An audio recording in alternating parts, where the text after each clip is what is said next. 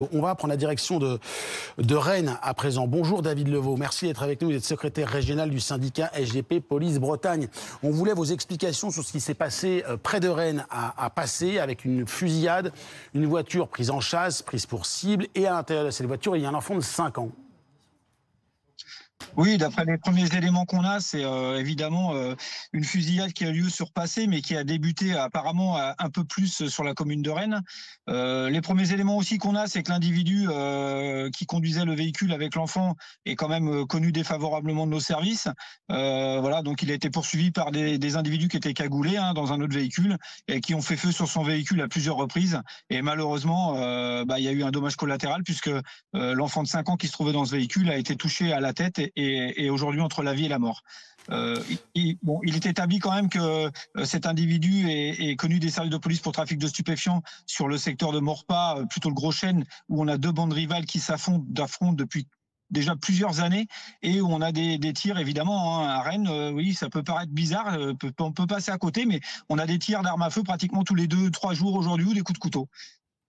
Comment vous l'expliquez? Est-ce que je prenais avec l'un de vos collègues représentants syndicaux de police qui était chez Alliance, mais un peu plus tôt, mais on essaie de faire la comparaison avec ce qu'on évoque depuis plusieurs mois à Grenoble, où les fusillades, les armes circulent et qu'on se tire dessus parfois en pleine rue. Est-ce que c'est un scénario comparable ou pas du tout?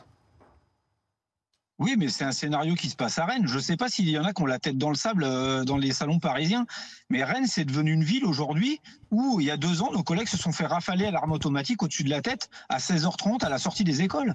Mais on a une ultra-violence et une utilisation aujourd'hui des armes par des jeunes individus qui n'ont plus aucune limite, qui n'ont plus aucun repère. Donc voilà, c'est aussi ça la vérité. Mais moi, je pense à tous nos habitants de quartiers qui ont peur de sortir chez eux, qui ont peur de laisser leurs enfants dehors, qui doivent pratiquement être contrôlés pour rentrer chez eux. C'est ça aujourd'hui qui est aussi important. Pendant longtemps, on nous a dit on n'est pas Marseille, mais on s'en fout, on veut pas devenir Marseille justement. Et si aujourd'hui personne ne fait rien, et si on ne prend pas le taureau par les cornes, on va devenir Marseille.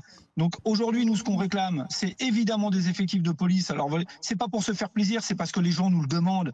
Nos concitoyens en ont besoin. La présence policière, c'est un atout nécessaire pour lutter contre la criminalité. Il nous faut aussi des enquêteurs pour pouvoir aller plus vite sur les enquêtes, pour pouvoir résoudre des enquêtes plus rapidement et mettre hors d'état de nuire. Ensuite, il y a le volet judiciaire, il faut des condamnations très fermes pour ces individus. Et si on n'a pas tous ces paramètres qui sont alignés, alors on n'arrivera pas à endiguer le problème des stupéfiants, sans compter évidemment qu'il faut lutter contre le narcotrafic, puisque là c'est des réseaux mondiaux, et il faut lutter aussi sur le départ des stupéfiants et les points de passage. Et des pays d'origine, évidemment. Merci beaucoup, David Levaux, d'avoir avec nous. Dominique, les dernières informations du parquet de Rennes. Cet enfant de 5 ans, pronostic vital engagé, il est hospitalisé. Il a été touché par 2 projectiles à la tête. On ignore évidemment la nature des impacts. Mais vous nous rappeliez un peu plus tôt, et c'est important de le dire, que quand il y a trafic de stupéfiants, il y a aussi parfois des... Évidemment, on ouvre les guillemets, mais ce qu'on appelle des dommages collatéraux. En l'occurrence, cet enfant de 5 ans dont le père est connu défavorablement. Bien sûr, cet enfant de 5 ans, on parlait de celui de 8 ans à Nîmes, qui avait été lui aussi victime d'un tir par balle dans la voiture de son oncle, sur fond de trafic de stupéfiants. Il y avait Sokaya, qui avait été tuée à Marseille, 23 ans, alors qu'elle étudiait dans sa chambre. Elle révisait ses leçons, elle a été tuée par une balle tirée par des trafiquants.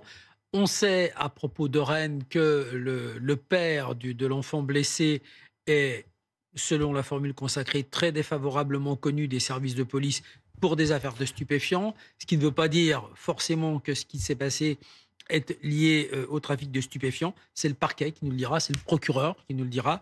Il faut aussi, alors ce que disait David Levaux tout à l'heure, et puis Anthony Grolet tout à l'heure, policier syndicaliste, ce que nous disaient ces 2 fonctionnaires de police, c'est la présence en permanence d'armes, l'utilisation en permanence de ces armes par des gens de plus en plus jeunes, des trafiquants ou des exécuteurs de contrats.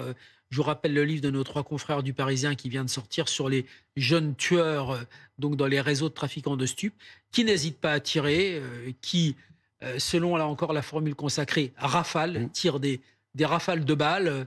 Donc c'est ce qui s'est passé visiblement à Rennes. En tout cas, cette voiture, la voiture de cet homme a été prise pour cible par des gens qui ont tiré avec des armes automatiques. Et cet enfant a reçu 2 balles à la tête. Donc on est toujours dans la présence de ces armes dans les cités Et puis je terminerai rapidement en vous disant aussi que les auteurs de ces tirs sont rarement arrêtés parce que difficiles à identifier. Et ils étaient a priori cagoulés selon les informations qui sont en notre possession. Merci beaucoup, Dominique.